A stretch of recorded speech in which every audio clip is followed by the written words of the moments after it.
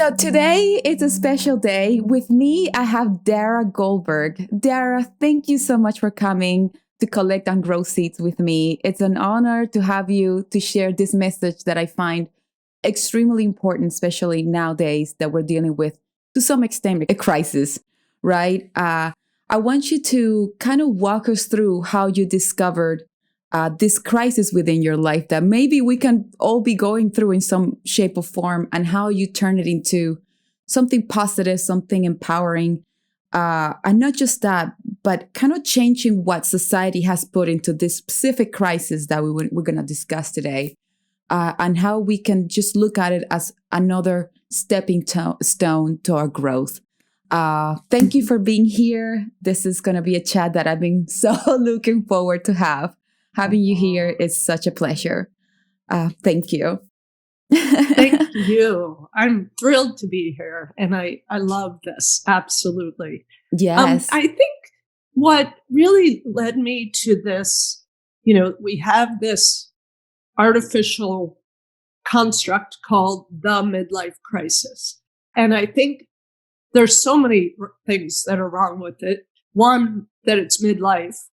And two, that it's a crisis in terms of it's some kind of failure or flaw within us, and that it's something we brought on ourselves. And I think where it started for me and what made me so passionate about, what I call debunking the midlife crisis fallacy, that's how I often say it, is from my early 20s into my early 40s, had a career or a company that I had helped build. It was so socially meaningful to me because I was working with nonprofits and doing organizational development. And it fueled me. It fed me. I was mostly single during that period. So I was really, in a sense, married to my job. Like, it was so much of my identity. And then it wasn't working. Like, I wasn't fulfilled. I wasn't enjoying it. And I didn't know that. What I said to myself was, oh my gosh, like, my brain is no longer working. I can no longer do my job. My work ethic is toast. And It was shoulds, and it was self-criticism, and it was everything beating myself up, until I realized that no, I was going through a transition that happened to be happening in midlife, but it was change, and it was uncomfortable, and I needed to get some help and support to help me figure it out. But what it was the space, and I talk about this a lot in my work, the space between no longer being who I was, but not yet who I was becoming. And so it's this, it's masked by really painful emotions like fear and a sense of being anchorless, like, what matters to me? What do I really care about? And it's that period of growth.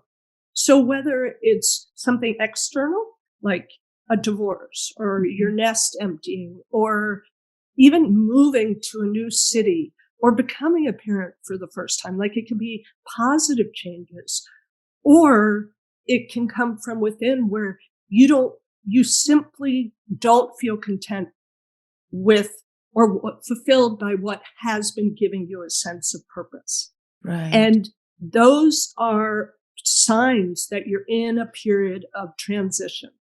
And both ways, it kind of throws you off, and it's a time to revisit and kind of refine what does matter. But it doesn't matter what age we are. Life doesn't follow a straight line. We don't follow a straight line. We grow, and we're new iterations of ourselves. And I feel that if we teach people, help people understand from a much earlier age that it's not, okay, once you're in your 30s, there's this straight line, you find fulfillment, you arrive, and you just keep going. And it's bumpy, but it's also natural and swervy. I'm doing kind of a curved line here. I see it. Right? Yes, which And is life. It's life. Right. And I Yes. read a wonderful book by Bruce Feiler. I want to give him a plug, called Life Oh, is in the Transitions. And what he brilliant. said is, think of it as plot twists in your story, right? Like every Mhm. time you grow and change, you know, you're changing your personal narrative and what you tell yourself about yourself. And we Right. want to hold on to who we were. Like it's kind of a loss in some ways. It But what is. we don't realize is who we're becoming can also be exciting and neat. I can only imagine what that meant for you when everything didn't fulfill you anymore, everything that you worked so Yeah. hard. It's natural to crash. It's natural to feel this is a crisis. It's a lot. It's a death in a sense, right? Right. It's a major shift, but it's It's not a flaw or a failure. And where we go is, you know, shoulds. I call it the shoulds, and we have to shed the shoulds. Like I've been a stay-at-home mom, and now it's not working for me. I should have right. known, right? Like Oh, there's all different ones. Like my job fulfilled me and now it doesn't. What did I do wrong? I should have known. I should have, right? I should okay. have prepared for my empty nest. Well, you can prepare and do little things, but that emotional piece and that transition is needs to be embraced. And we Mm, need to give ourselves, men and women alike, yeah. our permission to be what I call lost in transition for a while, That's you know? interesting. That's lost in translation. That's such a beautiful way. And when you send this message, what do you feel like? Do you when you talk to an audience, right, of women Mhm. or couples or whatever that are like going through some sort of crisis, like for example, a couple, like the wife is going through this crisis. How would you like to call Mhm. this midlife crisis? Because I just really don't like it. That term is Right. like it feels like we will never recover from this Right. situation. And I'm talking from a perspective of a woman that it's in her 30s that I heard that Mhm. term and even thinking about it scared the crap out of me because it feels like, oh Yeah. my God, do I have like certain amount of years left to go through this like death of like my life is meaningless and because that's what I've seen my peers go through, 20 years Right. ahead of me or and this is the reason why I wanted to bring you in is because I want to first of all educate people that yes, this is a transition. And I love the way you explain it because it's something that can really shade away what has been put out in society Yeah. all around the world. By the way, this midlife crisis thing is like worldwide situation. This is not just Yeah. in one country. So I really want everybody to kind of feel that no matter where you are in a crisis, it's, whether it's a midlife crisis, which really was your turning point to like be in power, Mhm. that we can really look at it as an evolution. And I love what you were saying a few minutes ago that, life is not like a steady line, right? But to some Mhm. extent, that's what we wanted it to be, a predictable life, Oh, we want right? predictability. Yeah. Absolutely. I mean, from Isn't an that what early we are age. seeking? Predictability. Right. And structure, like the cardinal needs are purpose and value, right? Feeling Right. like we matter, a sense Yeah. of connection, because we're inherently social beings. Right. And we don't even realize that we need a sense of routine and structure, like predictability too, right? Right. But it doesn't follow that, or we can have that, but we have to keep creating it Evolving. in different ways. It doesn't stay the same, right? It's not static or it's not growth. Thinking about how, when we let kids have and we celebrate them as they go through different developmental milestones and stages of growth, right? And Mhm. we're all excited.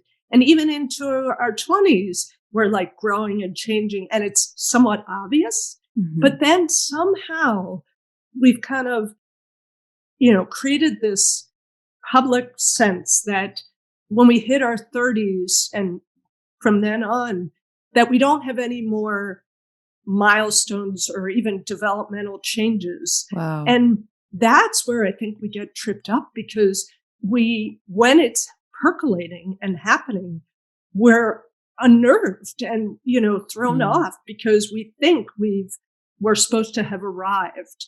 And I don't mean, there's plenty of ways in which we can seek growth and,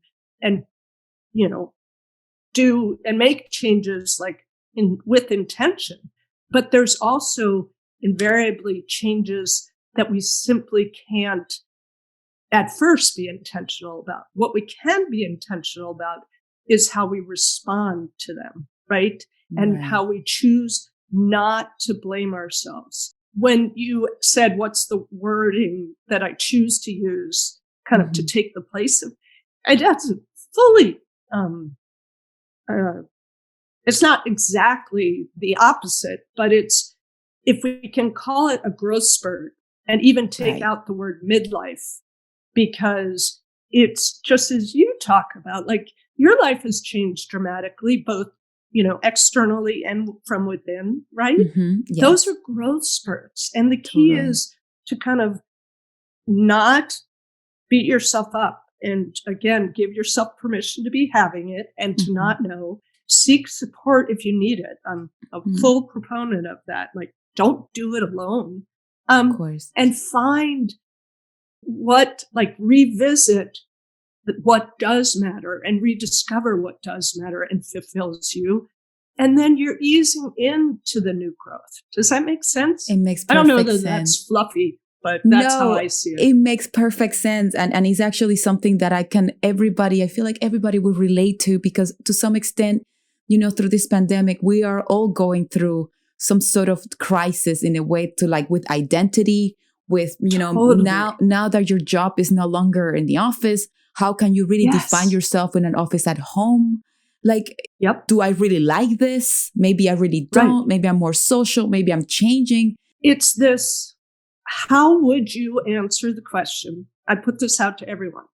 How would you answer the question, who are you?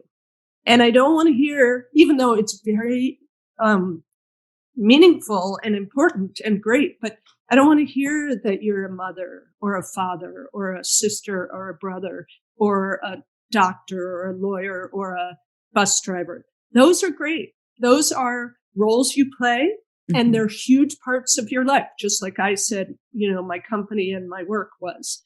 But that's not who we are, right? That's not who you are. You're an actor, but that's what you are. And it's a really hard question to answer.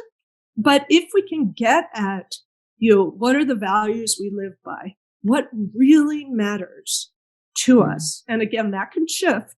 But how do we feel we matter in this world or in our immediate family or in our community? How do we feel we're contributing, right? How do we feel we're making conscious choices? And it's so much about what kind of thought patterns do we want to choose to have? All of that is who we are, right? That's beautiful. Yeah. Instead of what you are. Instead of what do you want to do when you grow up, right? Is that kind of exactly. What if you said, to when your son was 2 or 5, whatever, if you said to him, not what do you want to be when you grow up, honey, but who do you want to be? And I don't mean, the famous person. I mean, what kind of person? Yeah. That's so beautiful. I think that those are the exercises we should be doing to ourselves until we die, basically, because who we are, it's different who you are today from who you will be in 5 years based on that growth. It just gives that permission to change. This is who you are today. You are this person that brings awareness to this crisis that we internally could go through or are going through right now. And to share kind of a personal side of what I went through was, what I shared was very personal, but what I didn't realize is part of the transition was that it was time for me to open up my life more, to be open to a very serious relationship and to take the risks that I felt were too scary. And, whether or not you want to say it was karma or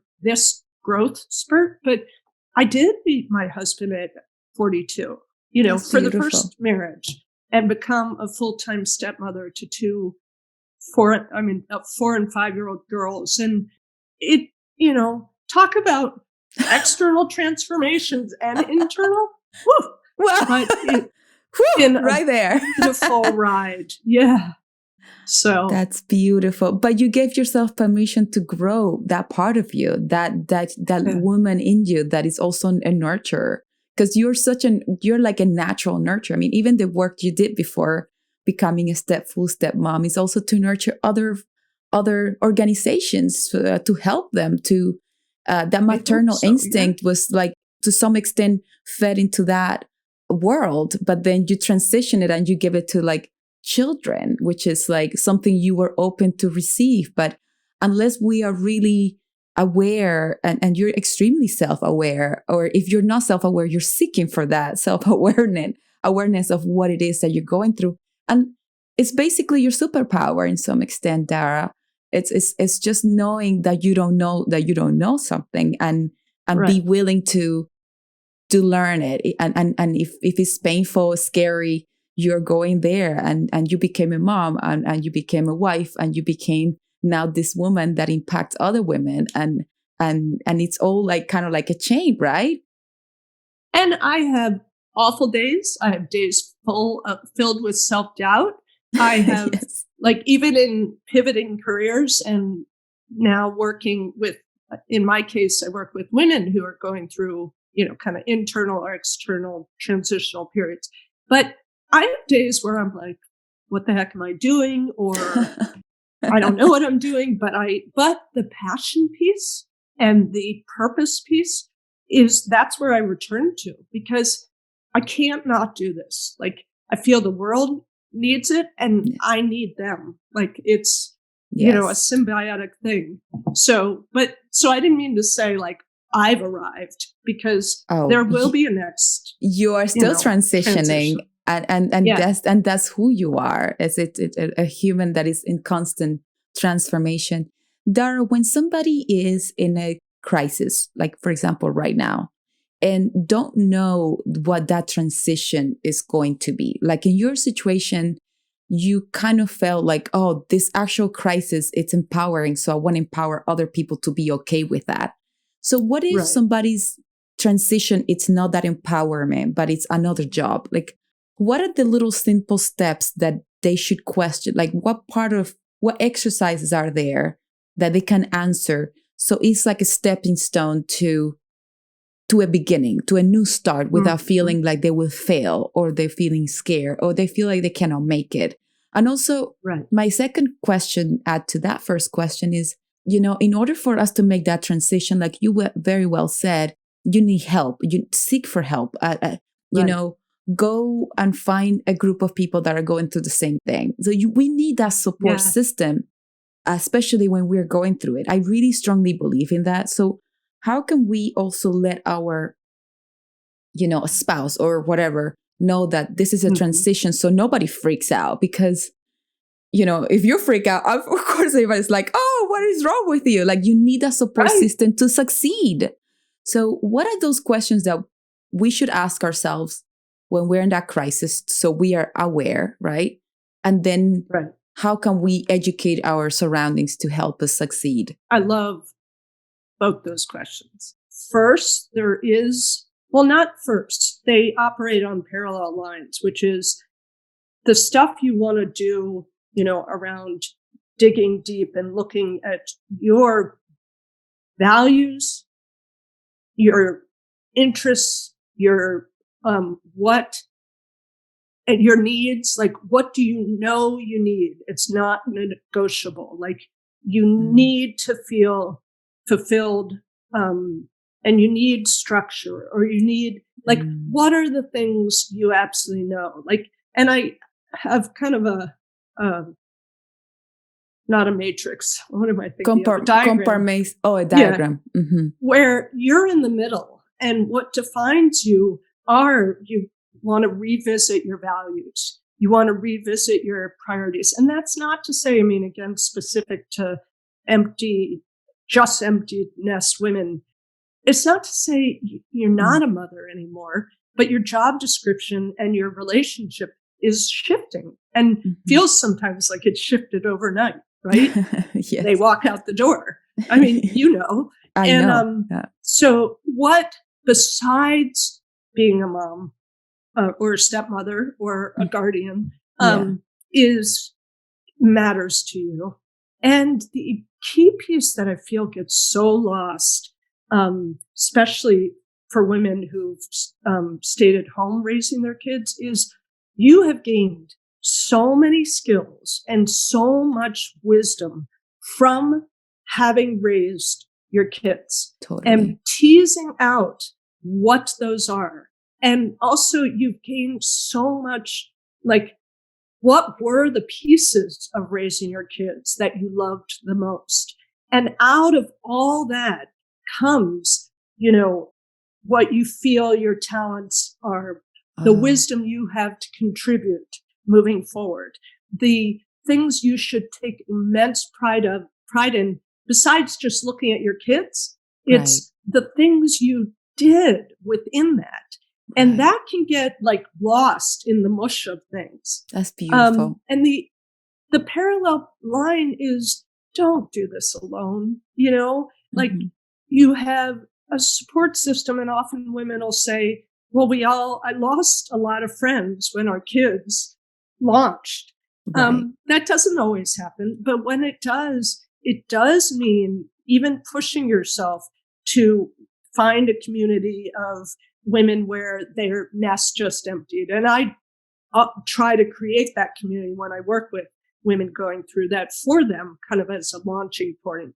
Oh, Um, wow. but in terms of your partner, and I have a wonderful husband. He's kind of on the left brain side of things, so he's very practical. And Mhm. so I'll say, I'm feeling a little like in that in between space where, you know, I'm kind of going through refocusing my practice with women in transition. I mean, Mhm. I'm not necessarily, but let's say that's what I said. Right. I basically am saying, know that I'm in kind of a messy middle, but Right. he doesn't necessarily know, oh, okay, then I'll make coffee every morning. Like, he wants to fix it. And all I'm Yes. doing is just, Putting he's it out loving and there. he's right. And his great term is, what can I do?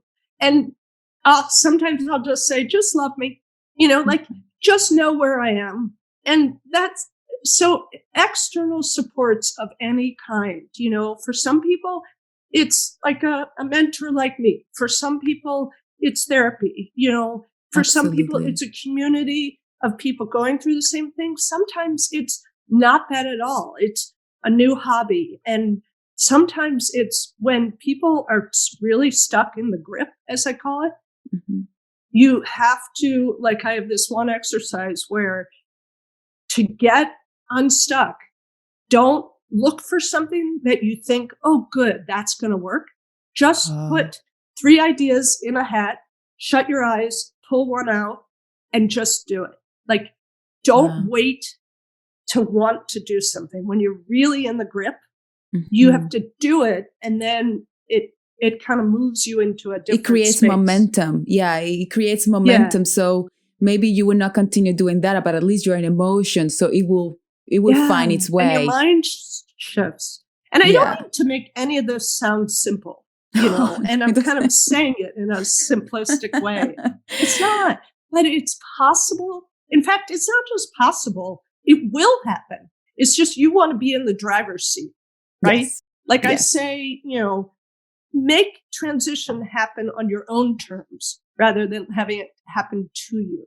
That's So, like, beautiful. with you, not to you. So, Yeah, because eventually, I mean, we just have to be okay that we're going to transition. However, that transition is going to show up, it will.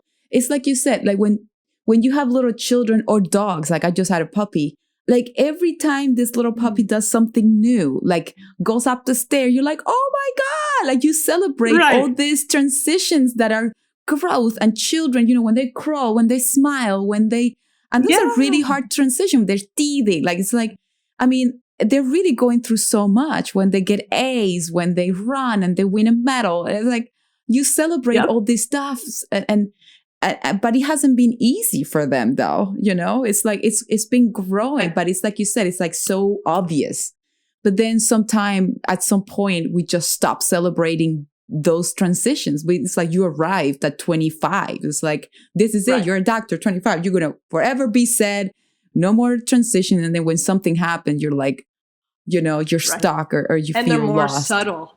Yeah. They're often more subtle. Like if they're not an external force, right? Like you lost your job, or during the pandemic, there were all these changes. But there was also the, oh my gosh, what do I do? That's kind of a more, explicit, we have to react.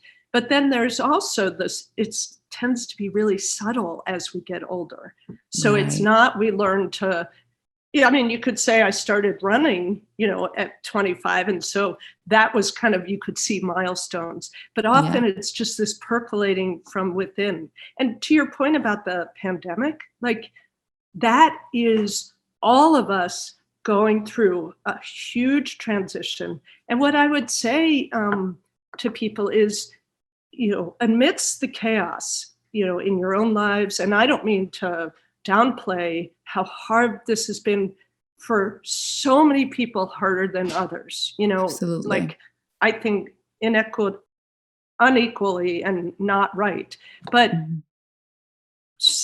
take a moment and pause and say, what have I learned? How have I grown? How am I different in positive ways? Because we all are. I mean, we've learned resilience, and our kids have learned resilience in overdrive, right? Like, and it's just kind of a reflective, and for men in particular during transitions, and I don't mean to generalize or stereotype, but often I feel they don't get as much experience or permission to self-reflect in our society or any society. And I would love that to open up more, because during transition, that's the key piece of it all, is to be willing to self-reflect and look at ourselves, and literally, I'm going to lose all these listeners, but talk to yourself.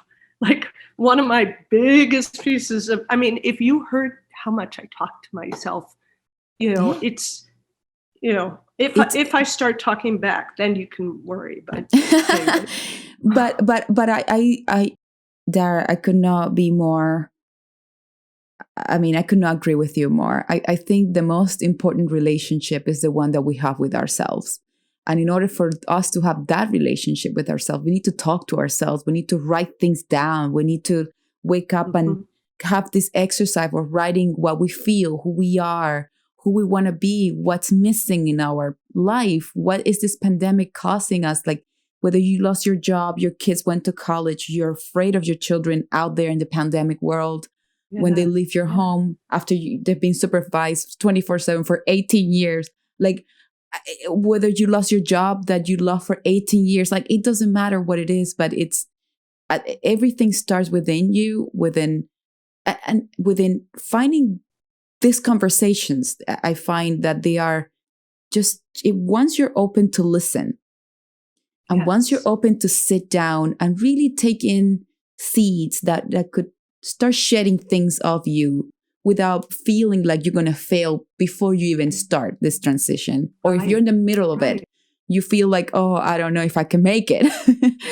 and there's another part of the transition that you're about to like make it and you feel like I'm running out of gas. Like I just can't do this anymore. Yeah. So it's like understanding that. And that's okay. And it's understanding that we are all going through it at the same time, and that they're not alone. I'm not alone. You're not alone. I really, when I listened to you talk for the first time, one of the reasons that I really loved about your message and your goals is to, my gosh, make it okay that, your life is not over just because you're going through a crisis.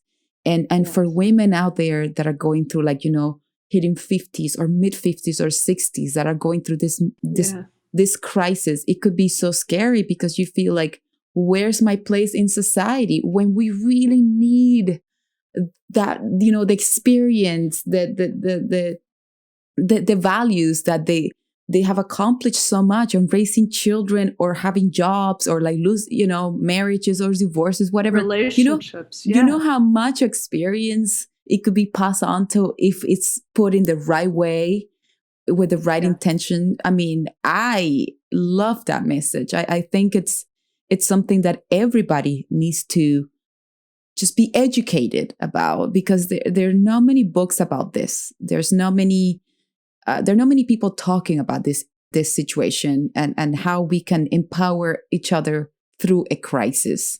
Everybody talks about, oh my gosh, be positive. Oh my gosh, be, meditate and imagine things better. But that is helpful. But we have to understand that this is not a weakness. This is the key. This is a key, because it's hard to meditate when you feel like you're weak. It's hard to meditate when you feel like when you feel like you feel guilty. It's hard to visualize something better when you inside don't feel that you can make it, right? You're stuck in blame. Like, how did I cause this? How did I make this happen? And the thing is that I don't mean, when I say we have to get rid of the midlife crisis, myth, I don't mean that it's not a horrible, hard experience and feels like you're, in crisis. What I mean is the definition that, we have all kind of grown up to believe that it has, which is that it's our fault. We brought it on ourselves. We should have known. We should have done something differently. And it's that's the piece we have to let go of. It's a given that we're going to go through transitions and, change. Two, especially for those of us in midlife, I'm 54, and that is that growth never stops, that our life expectancy is in the 80s, especially for women. Yes. And so at 54, I've barely lived 2/3 of my life, right? It's not once I hit midlife, it's all done or downhill from here in any way, right? Mm-hmm. And also, I kind of forgot, I know that when we hit even our 30s, that like we've already written our life story for the most part, right? And that, the personal narrative or the story we tell ourselves will kind of remain constant. And we need to recognize that that's so not true. And that's not, I'm going to be a broken record. It's not a flaw within us. It's not a failure. It's uncomfortable. It's scary. You may need tons of support like I did. I absolutely seek support. But it's out of that comes incredible growth and even greater fulfillment and joy. It really does if we can get through the messy transitional period.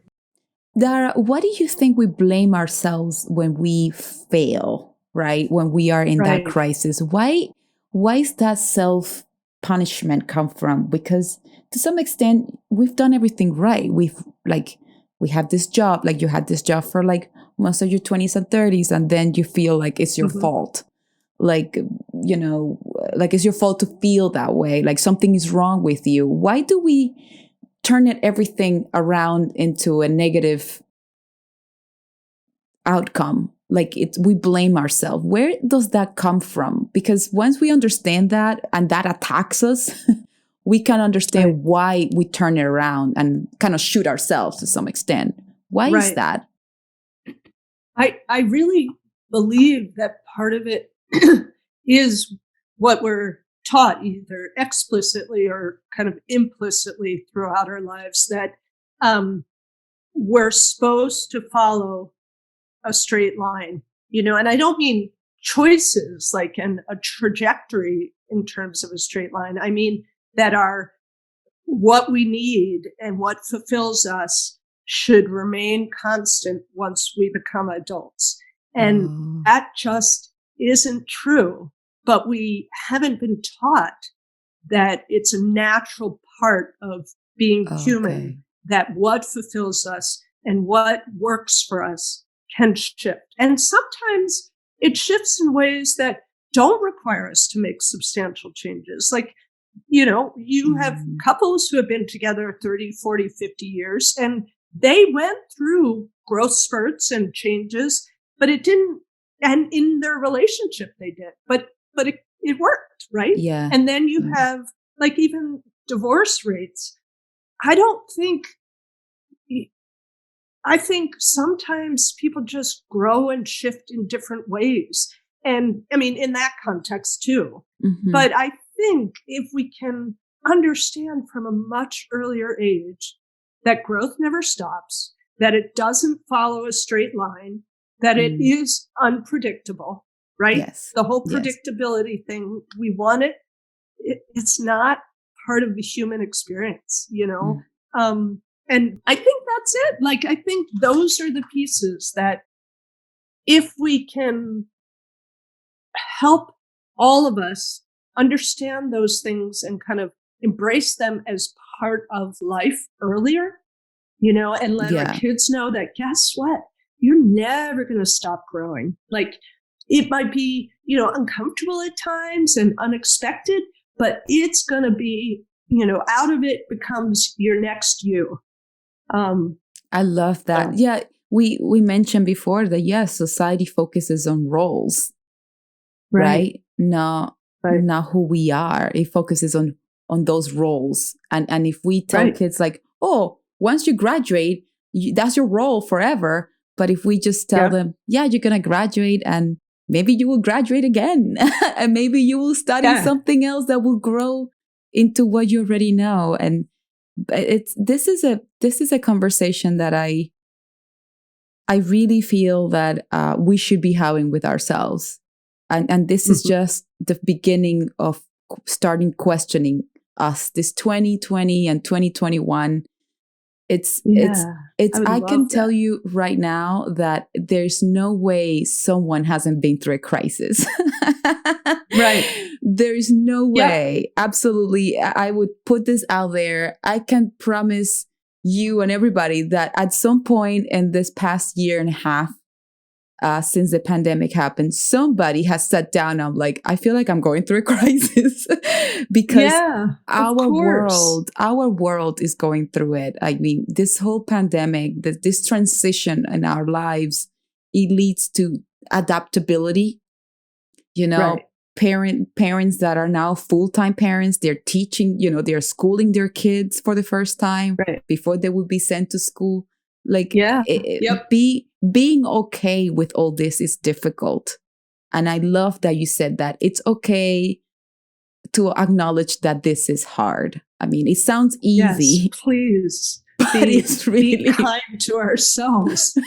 Right. And to but jump it's really back not. to that who conversation, that, we don't often or always have choices around what we want to be. Like, maybe we want to, in the roles, like I wanted to have, kids and it didn't play out that way. Right. Or I wanted, not me personally, but like I wanted to, get that job with the union job and it didn't work out. So we don't get to always choose what we want to be, but we always get to choose who we want to be. That's right. True. Like, find the choices around. I always say to my now 17-year-old stepdaughter, if she has a disagreement with a friend, I mean, she's a teenager, right? And she'll talk to me about it. It may not work out in her favor, but what I ask her is, who do you want to be in this situation? And how do you want to feel about yourself afterwards? Right? Wow. It may end up not at all how you want it to, but if you get to feel good about who you were. But as for, I mean, that's a teenage kind of strategy.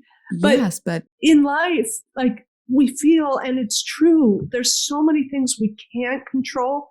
but we can make the choice around who do we want to be and how do we handle that. And that applies also to life transitions. Does that make sense? It makes perfect sense. And it actually comes from an empowering, from an empowering position, which is everything that we need right now. We need to feel like whatever we do with our lives, it comes to empower us. It comes to, once you answer yourself that question, it's going to empower you to make that hard decision with that friend or that child that you're dealing with. It's like, who I want to be in this terrible situation. I want to be somebody that helps, or I want to be somebody that is there for others. And this is something funny enough that we were talking before we started recording is I'm in Austin and we just went through this insane weather, like for a week. And the moment I was able to jump in my car without feeling, that I'm going to crash a tree because it's so icy, who I want to be in this situation. It's like, I went to the store and I bought stuff for the children. It's like and I did this live saying, who do you want to be today? It's like, are you going to be somebody that just going to feel, powerless about this situation, or you want to do something? And it doesn't take much really to come up with a solution, about a difficult time. Like, who do you want to be? Are you going to, are you going to be a good friend to your friend now? Or are you going to be there for each other? And it's a question that we should ask each other every single day. And it's crucial to do that, to be there, present. Dara, in your practice and your work, is there anything that you feel that you haven't said that you feel like it's everybody will take, or your audience or the people you work with will be like, yes, this is something that I wanted to say? I always feel like my guests, I want them to send their message from their heart. I ask questions and I'm very curious about the journey that, you as a human are going through, like with helping others in that, with this angle. But I always care about what is that message that your heart, that who that you want to be. What is that message that you want to put out, that you work for? I mean, that fulfills you. I appreciate you asking that. I think, and it has been embedded in everything, hopefully, that I've said, but it's, we need to let go of the kind of rules and expectations in some ways we're putting on ourselves that don't need to be there. So we need to, especially during life transitions, we need to give ourselves permission to be lost and be, literally just that space between who we were and who we're becoming, and while that sounds a little lofty, it's really if you can take the time to let yourself be in the messy middle of a transition and revisit, with, guidance, whether it's friends or anybody, because you can't sit in your room alone and do this, but to revisit who you are now. So not what values you had even yesterday, but what matters to you based on who you are now? What interests you based on who you are now? What's the story, that you're going to walk around with about who you are now? And I put the word now in all caps, every time I guide people through these types of exercises. And it is a journey and it's a next step, right, on their journey. But it's who you are now. And it's also letting yourself feel a little loss of, but I was comfortable and I thought I was fine. And now I'm not that anymore. There's a level of, letting go. I mean, it is a process. I would say one other plug for William Bridges, who also writes a lot about life transitions and the process that we naturally go through and kind of the emotional impact of them. So he so much of the frameworks that I've developed also come from his work. Brilliant. So.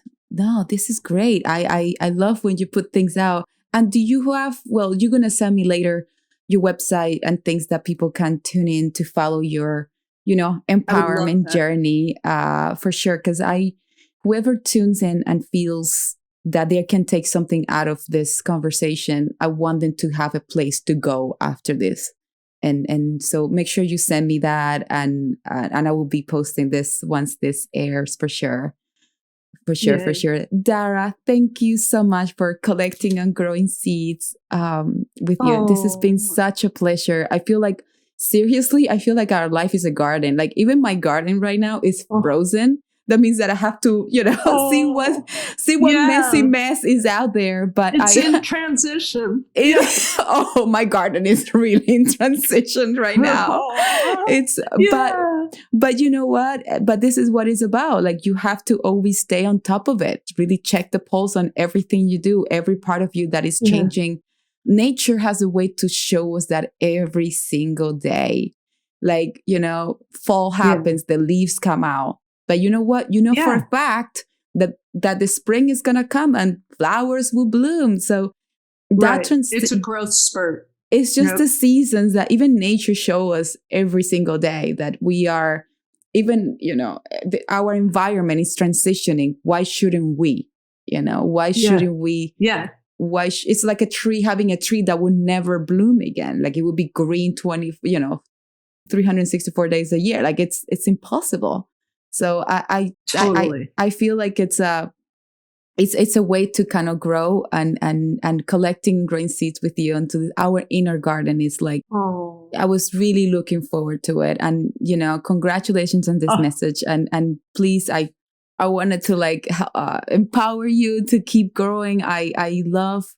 Thank you. I really love finding women that have a purpose and they're not afraid to explain their messy message and their messiness before, because we are products of that, and finding you has been such a joy, and shining that light that you bring has been wonderful, and I want everybody to use it for their growth and advantage, because I feel like that's who we are. I really appreciate you dearly. I couldn't feel the same way more about you. I love what you're doing, and I love that you have created this podcast for exactly every reason you just said.